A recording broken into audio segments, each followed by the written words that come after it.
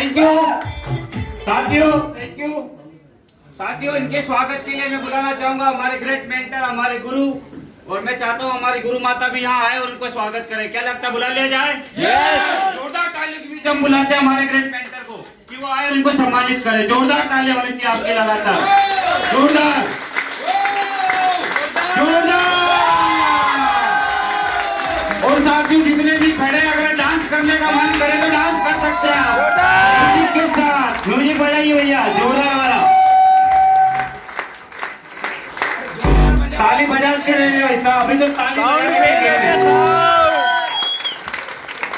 Thank you साथियों, ताली लगातार बजाने के लिए।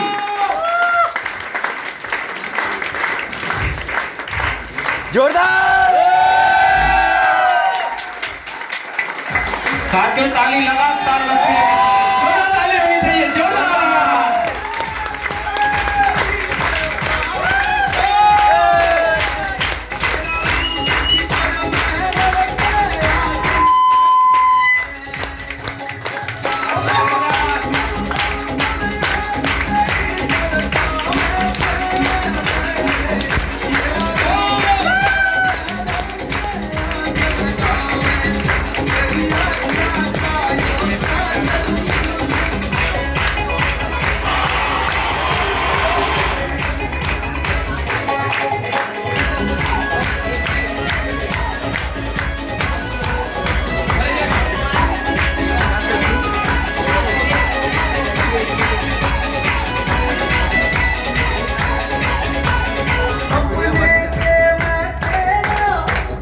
तो साथियों मैं चाहता हूं कि अपने बारे में दो बात बताए, यस या नो? यस। क्योंकि बहुत सारे लोगों का ड्रीम होता है इस लेवल पर आना, यस या नो? साथियों जहां लोग बोलते हैं कि दो लोगों को लाने से जिंदगी बदलती है, सही बात है कि नहीं है? और साथियों मैं ऐसे व्यक्ति को बुलाना चाहता हूं जिस व्यक्ति के में बहुत जिंदगी में बहुत अभाव हमने देखे हैं। ब्यावर के अंदर एक छोटे से मॉल के अंदर काम करने वाला लड़का आज के 2.5 साल पहले विश्वास किया, हमारे ऊपर विश्वास किया। एक भी बहाना नहीं था कि सर मैं हैंडीकैप हूं, मेरा एक हाथ नहीं है। इसने बोला सर एक हाथ है ना, साले 2-2 हाथ वालों की इतनी लाइन लगा दूंगा कि साला जिंदगी में पीछे मुड़कर देखने की जरूरत नहीं पड़ेगी। यस या नो? यस। क्या लगता है उनको कॉल कर लिया जाए? यस। उनको सुन लिया जाए? यस। कि आज उनको यहाँ आकर कितना अच्छा लग रहा है, यस या नो? यस। जोरदार तालियों के बीच हम बुलाते हैं भरत सागला जी के लिए। जोरदार ताली, जोरदार ताली होनी चाहिए, जोरदार।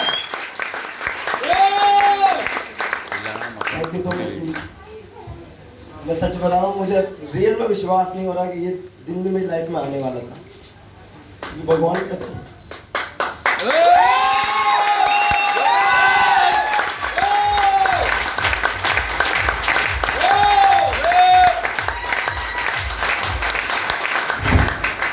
मैं नौकरी करता था आज से कुछ टाइम पहले। मैं सच बता रहा हूँ, मेरी जिंदगी में कोई मान सम्मान कुछ नहीं था। मैं नॉर्मल आदमी था और बिल्कुल ये देख लो कि मैं मेरी लाइफ में जब मेरे 10वीं क्लास तक क्लास पास करी, 10वीं के बाद एक सपना था कि यार मैं भी एक दिन नौकरी करूंगा। सरकारी नौकरी का सपना मैं भी लेके जी रहा था। लेकिन पिताजी जैसे कि गरीबी का अभाव था, मेरी मम्मी बीड़ी बनाती है, मेरे पापा प्राइवेट नौकरी करते हैं और साइकिल पे मेरे पिताजी ने 45 साल तक की जिंदगी में साइकिल चलाई है पैदा। और रियल बता रहा हूँ, मेरे पिताजी ने मेरे को पढ़ाने के लिए देख लो 9वीं 10वीं क्लास में उधार किसी से उधार पैसे ले लेके किसी अमीर बाप को जाके बोलते थे, हाथ जोड़ते थे मेरे बच्चे को पढ़ाने में सक्षम नहीं हो। लेकिन भगवान की कसम तेरे पापा को जब देखता हूँ उनको बात आता है।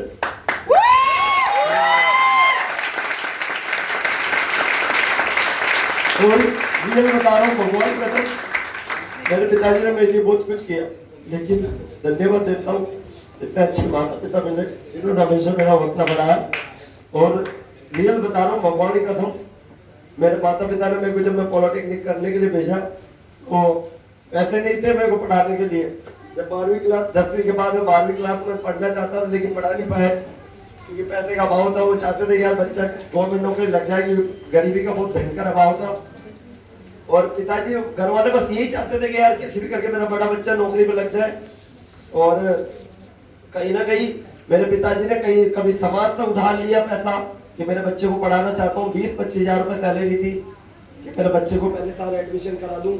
उसके बाद में पहले साल पढ़ पाया, फिर दूसरे साल कहीं ना कहीं से शीट सीमेंट हमारे वहाँ पे एक कंपनी है जहाँ पे उसके बॉस से बात करी कि मेरा बच्चा पढ़ना चाहता है, मैं दूसरे साल की फीस नहीं भर पा रहा हूँ। वहाँ पे हाथा जोड़ी करके मेरे पिताजी ने मेरे को दूसरे साल भी पढ़ाया। तीसरे साल भी किसी न किसी से उधार लेके मेरे को कैसे भी करके डिप्लोमा करवाया। और मैं 3 साल का डिप्लोमा जब 2013 में कंप्लीट किया, सोचा गवर्नमेंट नौकरी लगेगी।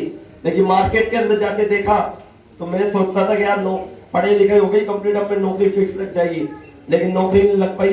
फिर मैं करीब 2013 और 14 रिटर्न फॉर्म भरे गवर्नमेंट नौकरी के, लेकिन नौकरी नहीं लग पाई। उस बीच में 2014 के अंदर मेरे को एक प्राइवेट नौकरी करने का मौका मिला। मैं एक प्राइवेट नौकरी कर रहा था विशाल मेगा मार्ट के अंदर, जहां 3.5 साल मेरी जिंदगी में मैंने नौकरी करी। 3.5 साल सच बता रहा हूँ, एकदम दर्द था कि जिंदगी थी वहां पर मेरी, और कुछ नहीं था, बिल्कुल सपने मर चुके थे, कुछ नहीं था लाइफ में। मैं साला 10 रुपए तक नहीं रखता था जेब में, बिल्कुल सब कुछ परिस्थितियां खराब थी। 3.5 साल में ना समय बच रहा ना पैसा बच रहा। उम्र हो गई थी 23 साल। सपने थे कि यार मैं भी कुछ करूंगा लाइफ में, लेकिन थैंक्स देना चाहूंगा भगवान को और उस परम पिता परमेश्वर को। शायद पिछले जन्म में मेरे माता पिता, मेरे दादा दादी, मेरे पूर्वजों ने कुछ ऐसा अच्छा कर्म किया कि मुझे 3.5 साल जब मैं नौकरी कर रहा था, उस बीच में एक अनजान व्यक्ति के माध्यम से मुझे सिर्फ देखने का मौका मिला। क्योंकि जहां मैं नौकरी करता था वहां बहुत सारे कस्टमर आया करते थे। एक कस्टमर ने मुझे ये बिजनेस दिखाया और मैंने उस पर भरोसा किया। मैंने अनजान आदमी पे भरोसा किया भाई साहब, अनजान आदमी पे। एक कमरे के अंदर बैठ के मुझे काम दिखाया। मेरे पास पैसा नहीं था, मैंने उधार पैसे ला के बिजनेस ज्वाइन किया, वो भी 2 घंटे के अंदर।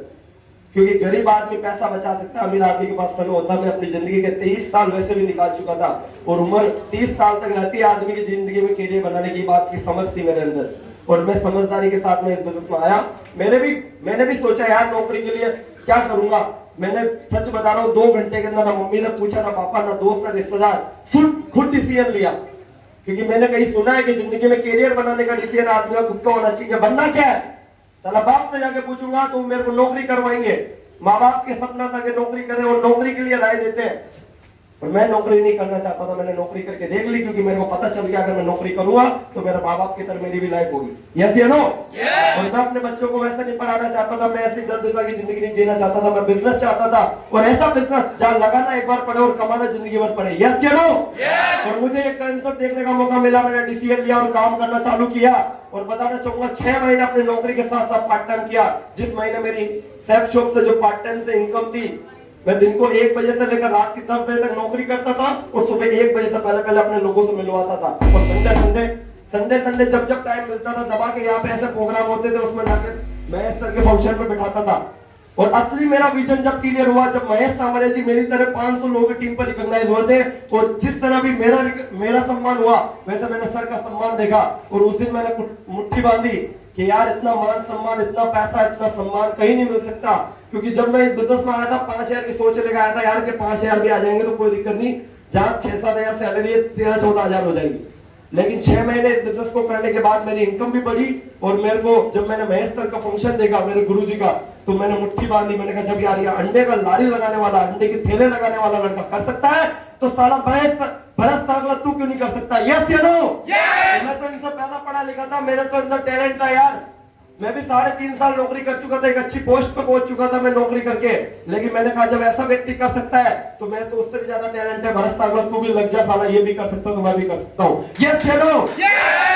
और मैं आज लगातार 2.5-3 साल तक लगातार आज मैं फुल टाइम काम कर रहा हूँ। एक टाइम था जब 2 लोग लाने में मेरा पसीना छूट जाता था, लेकिन आज इसी एक हाथ के लड़के के लिए अभी सर ने 850 बोला है, लेकिन बताना चाहूंगा 1100 लोगों की टीम काम करती है एक हाथ के लड़के के लिए। और ये सब कुछ पॉसिबल हो पाया मेरे गुरु, मेरे मेंटर। एक बार मैं चाहूंगा जोरदार ताली उनसे, महेश सामरे जी और धर्मेंद्र सर के लिए। जोरदार। और ये बता रहा हूं कहीं ना कहीं सपने कुछ नहीं थे। मैं एक टाइम था जब 3.5 साल नौकरी करके 10 रुपए जेब में नहीं हुआ करते थे, लेकिन आज बताना चाहूंगा आज पर्स भी रखता हूं तो साला 400 रुपए का रखता हूं। ये बेल्ट भी पहन रखा है तो 1300 रुपए का बेल्ट पहन रखा है। ये जो सूट आपके सामने दिख रहा है इसी कंपनी का 4,000 रुपए तक का सूट लेके मैंने कहीं ना कहीं आपके सामने पहन के खड़ा हूं। और इसी बिजनेस से मैंने 62,000 की गाड़ी खरीदी, 19,000 का मोबाइल खरीदा। और भी बहुत से सपने मैंने जिंदगी में, मेरे माँ बाप ने, मैं सच बता रहा हूँ, मेरी जिंदगी के 23 साल कभी होटल में नहीं गया मैं, लेकिन इस बिजनेस से साला होटल वगैरह को तो ढाबा बना रखा है। यस के नो? और अभी तो शुरुआत है। अभी सर ने बोला अभी तो इस पंछी की असली उड़ान बाकी है, अभी तो बहुत बड़े बड़े इम्तिहान बाकी है। यस के नो? अभी तो नापी है अहमदाबाद की मुट्ठी भर जमीन, अभी तो साला पूरा हिंदुस्तान बाकी है। क्योंकि सर गुजरात नहीं, क्या सर अगले दिवाली के अंदर ये लड़का, एक हाथ का लड़का साला 4 व्हीलर में दिखेगा। अगर भाई साहब किसी को शक हो ना तो दिवाली पे आके मिल लेना, कसम भवानी की और पैदा करने वाले की, साला इसी अहमदाबाद के अंदर